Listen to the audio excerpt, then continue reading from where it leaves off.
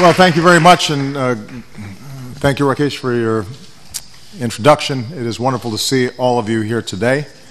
I still remember your eloquent words when we launched this effort 3 years ago, and I'm very grateful for the role you've played and NGOs have played, and all the leadership that's represented here has played in making this a reality, which is making a real difference in the lives of so many countries that are participating. I want to thank my good friend, President Yudhoyono, terima kasih, Pak, for your leadership and the example that Indonesia has tried to set as a country that has transitioned from a difficult past to a full-blown democracy. And I also want to thank Minister Kuntoro for hosting us here today. Both of them have shown extraordinary leadership in this partnership over the past several years. President Yudhoyono this will be the last time I think that we see each other in his official capacity, but not in terms of our friendship. And I think that it's fitting that he's participating here today and leading it because it reflects the legacy of his work. And I also want to acknowledge my dear friend, President Peña Nieto of Mexico, as well as President Zuma of South Africa, who have agreed to lead the partnership in the coming year. I'm thrilled to see so many leaders from civil society, men and women who stand up for equality and opportunity and justice and freedom every single day, and it's not always easy to do.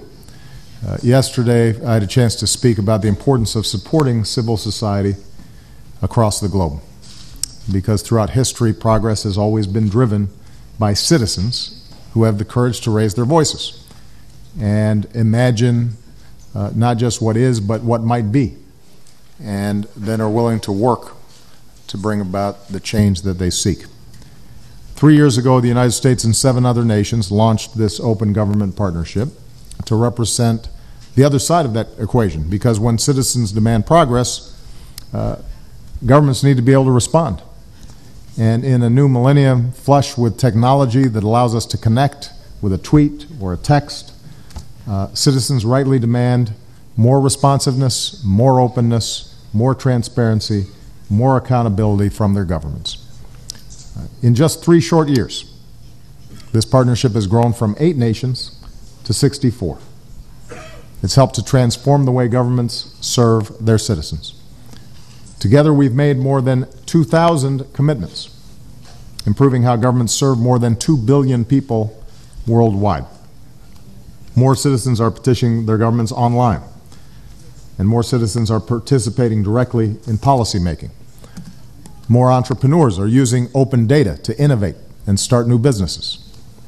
More sunlight is shining on how tax dollars are spent.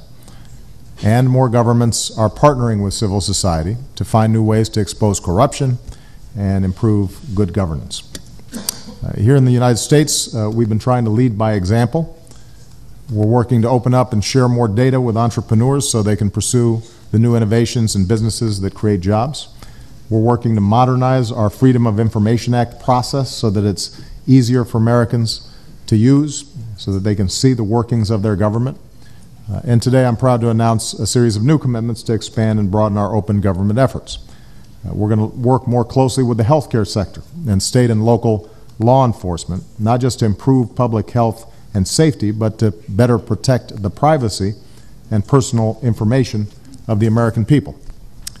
We're going to improve transparency with our upgraded website, usaspending.gov, to make it easier for Americans to access and understand how the federal government spends their tax dollars.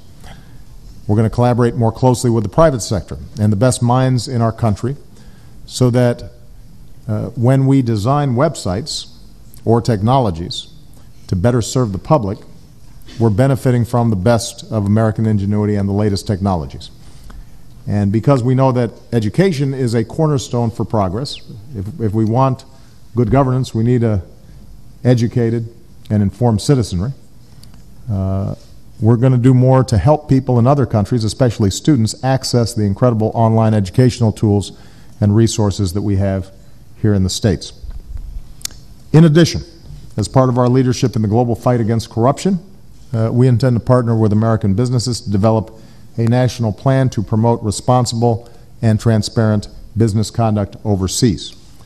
We already have laws in place. They're significantly stronger than the laws of many other countries, but we think we can do better. And we think that ultimately it will be good for everybody, including business, because when they know there's a rule of law, when they don't have to pay a bribe to ship their goods or to finalize a contract, that means they're more likely to invest, and that means more jobs and prosperity for everybody. As we look ahead, I believe that continuing this global fight against corruption has to remain a central focus in this partnership. It's an area where we can expand our efforts. Corruption is not simply immoral. From a practical perspective, it siphons off billions of dollars from the public and private sectors that could be used to feed children or build schools or build infrastructure that promotes development. It also promotes economic inequality. It facilitates human rights abuses. It fuels organized crime and terrorism and ultimately instability. Passing anti-corruption laws is necessary, and then those laws have to be enforced so that those who steal from their people are held accountable, and so citizens have faith that the system is not rigged and that justice will be done. We need to do more to track down the proceeds of corruption and prevent our legal and financial systems from becoming safe havens for money gained through bribes or fraud. And we need to do more to ensure transparency and accountability in industries that can be especially vulnerable to corruption, such as the extraction of natural resources. That's not just good for businesses, it helps support development in countries that depend on these industries for growth and for jobs. In all of these efforts, as governments, we're going to have to deepen our partnerships with civil society. As I announced yesterday, I've directed the U.S. government to elevate its engagement with civil society groups around the world.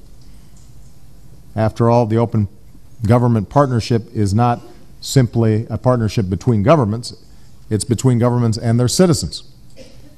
At times, this can be frustrating. At times, it can be contentious. I think it's fair to say that all governments think they're doing what's right and don't like criticism. And it's shocking to say that not all criticism from civil society is always fair. But as leaders, making our governments more open does mean that as a consequence of that criticism, there's self-reflection. And it means that questions are asked that might not have otherwise been asked. And that groupthink doesn't develop inside of a government. And the people don't start as easily rationalizing behavior that, if shown in the light of day, people would object to. And as we've seen through the leadership of Rakesh and so many others who are here today, open and honest collaboration with citizens and civil society over the long term, no matter how uncomfortable it is, makes countries stronger and it makes countries more successful. And it creates more prosperous economies and more just societies and more opportunity for citizens. So the achievement of these first 3 years are an example of the kind of steady, step-by-step progress that is possible for people in countries around the world. No country has all the answers. No country has perfect practices. So we have to continue to find new ways to learn from each other, to share best practices, and most importantly, to turn the commitments that we've made into real and meaningful action that improves the daily lives of our citizens. I'm confident that if we do that, we can ensure that we're living up to the basic truth that governments exist to serve the people and not the other way around. Let me just close by saying this. When we started this, we didn't know if it was going to work. And I could not be more proud to see the enormous changes that are taking place all around the globe, in small increments sometimes. It's not flashy. It doesn't generate a lot of headlines. But the work you're doing here is a steady wave of better government and a steady wave of stronger civil societies. And over time, that means that not only will individual countries be stronger, and not only will the citizens in those countries have greater opportunity and are less prone to experience injustice, but that translates into a world that is more just and more fair. And that's the kind of world that I want to leave my children. So congratulations on the good work, but don't let up, as I'm sure you won't, because I know some of you. Thank you very much.